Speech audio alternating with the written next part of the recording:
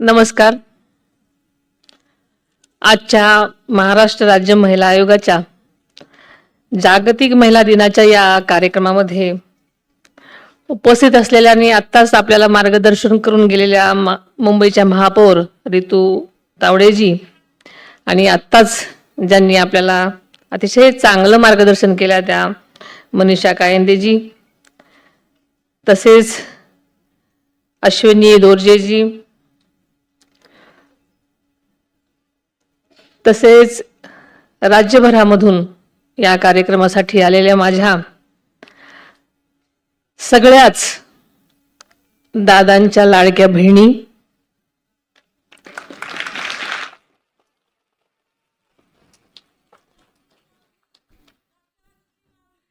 त्याच बरोबर या कार्यक्रमासाठी आवर्जून उपस्थित असलेले सर्वच माझे बंधू भगिनी,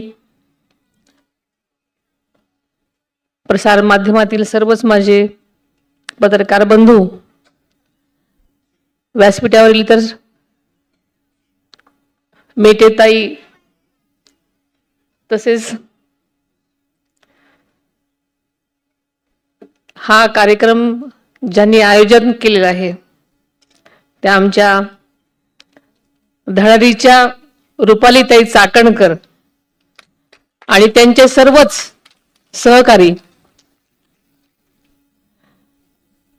आपल्या सर्वांना खरंच माहिती आहे की उद्या जागतिक महिला दिन आहे, पण सगळीकडेच महिला दिनाचे कार्यक्रम सुरू झालेले आहेत. सर्वप्रथम मी जागतिक महिला दिनाच्या सर्व माझ्या महिला भगिनींना, माता भगिनींना मनापासून शुभेच्छा देते आणि आपल्या सर्वांचं या कार्यक्रमामध्ये मनापासून स्वागत करते. शुभ शकुनांचं तोरण तू, मांगल्याचं औक्षण तू, झिजतानाही दरवळणार देवाऱ्यातलं चंदन तू. हे या सर्व महिलांसाठी सांगितलं तर वावगं ठरणार नाही. तुमचं आणि माझं आणि कमी अधिक प्रमाणात प्रत्येक महिलेचं आयुष्य साधारणतः असंच असतं.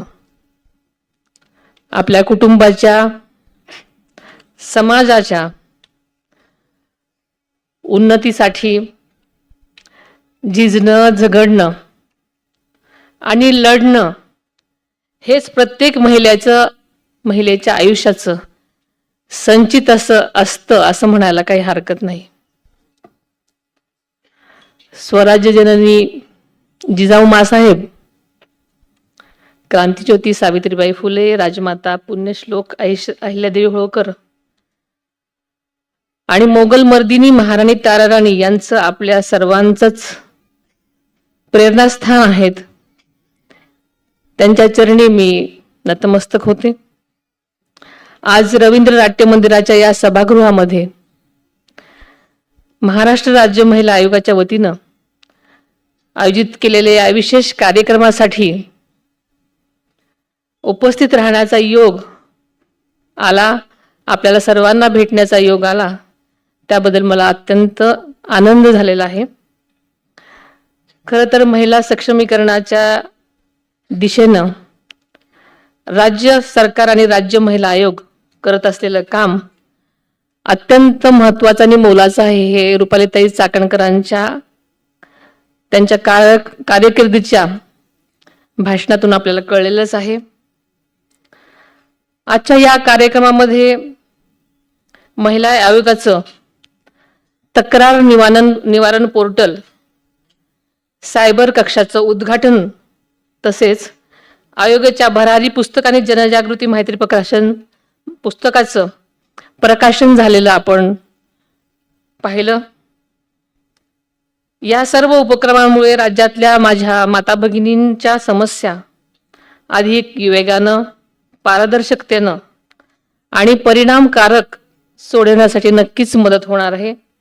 याचा मला विशेष आनंद आहे. खरं तर महिला आयोगाच्या या पोर्टलमुळे राज्यातल्या कोणत्याही महिलेला घर बसल्या ऑनलाईन तक्रार नोंदवता येईल. कारण आता आपल्याला माहिती आहे की जवळजवळ प्रत्येक महिला किंवा आपली सगळीच जनता मोबाईलच्या या युगामध्ये त्याचं ऑपरेटिंग करायला चांगलं शिकलेली आहे. आणि त्यामुळे कुठल्याही महिलेला या पोर्टलद्वारे जर काही घडलं तर त्यांना तक्रार करण्यासाठी नक्कीच याचा वापर करणं, तात्काळ वापर करता येणं अगदी सोपं आहे. आणि तिच्या तक्रारीवर होणाऱ्या कारवाईची माहिती सुद्धा मोबाईलवर मिळणार आहे.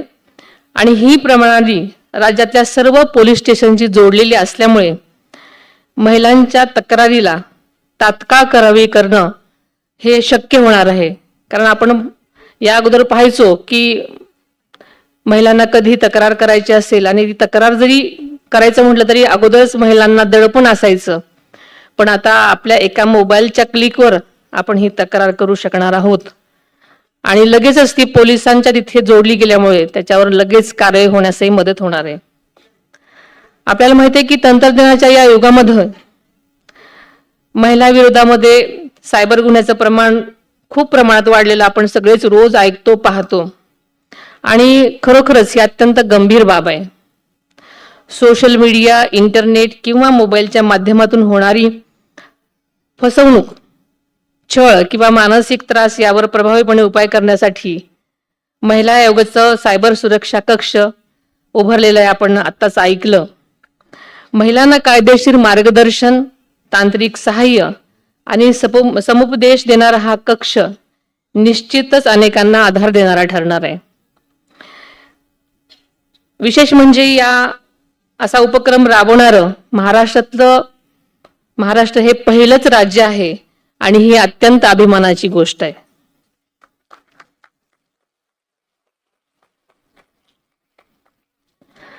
आजच्या या कार्यक्रमात महिलांच्या क्षेत्रामध्ये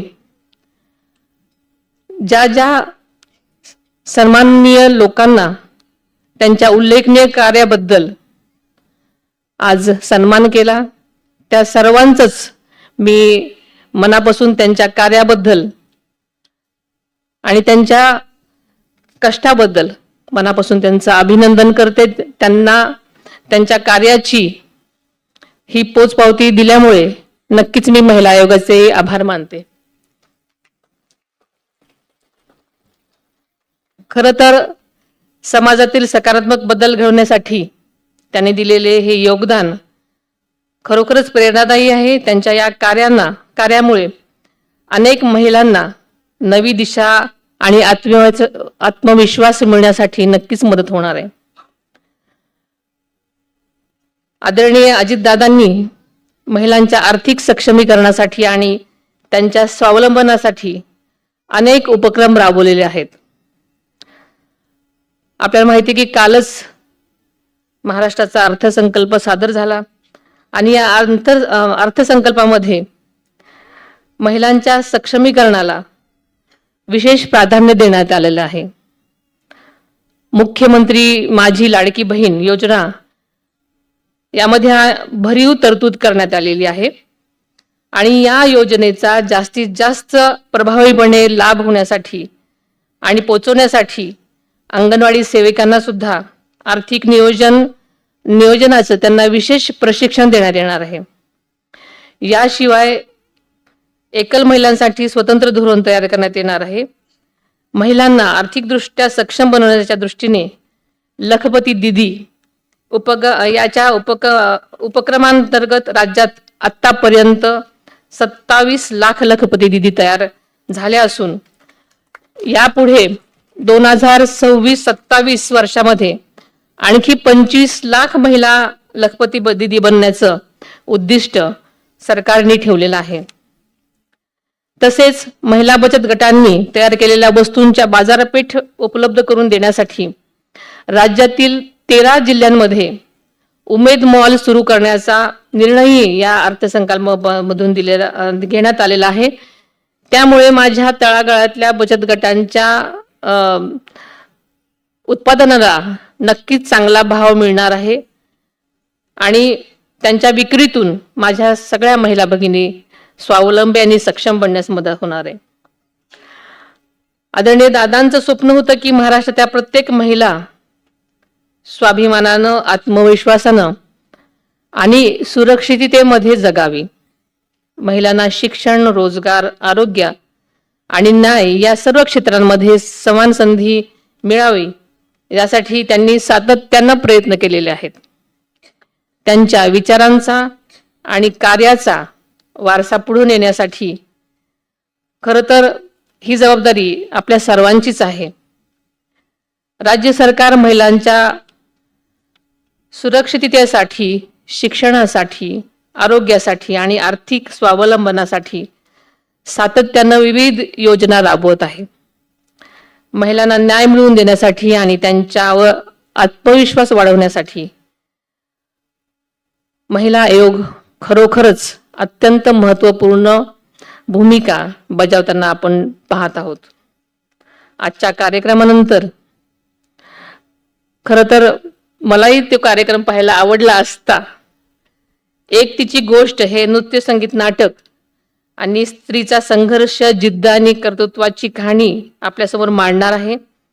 त्याचप्रमाणे उजेडाच्या वाटेवर हे छायाचित्र प्रदर्शन स्त्रीच्या जीवनातील विविध पैलूंचं आपल्यासमोर उघडणारं एक्झिबिशन मी पाहिलं आणि ते अतिशय उत्तम आहे, शाश्वत आहे आणि खरंच आपल्याला नक्कीच त्यातून प्रेरणा घेण्यासाठी खरोखरच अतिशय सुंदर आहे. मला खात्री आहे की अशा उपक्रमांमुळे समाजातील स्त्रींविषयी दृष्टिकोन अधिक संवेदनशील आणि सकारात्मक बनेल. चला तर या महिला दिनाच्या निमित्तानं आपण सर्वजण एक संकल्प करूया. महाराष्ट्राच्या प्रत्येक महिलेला सुरक्षित, सन्मानाचे आणि योग्य संधीचे वातावरण देण्यासाठी आपण सगळेच जण प्रयत्न करूयात. आपल्या सर्वांना पुन्हा एकदा उद्याच्या जागतिक महिला दिनाच्या शुभेच्छा देते. ज्यांनी या कार्यक्रमासाठी प्रयत्न केलेत, तसेच महिला आयोग आणि त्यांच्या सर्व सहकार्यांचं मी मनापासून कौतुक करते. त्यांच्या वाटचालीसाठी मी मनापासून शुभेच्छा देते आणि इथेच थांबते. धन्यवाद. सदा हे घोष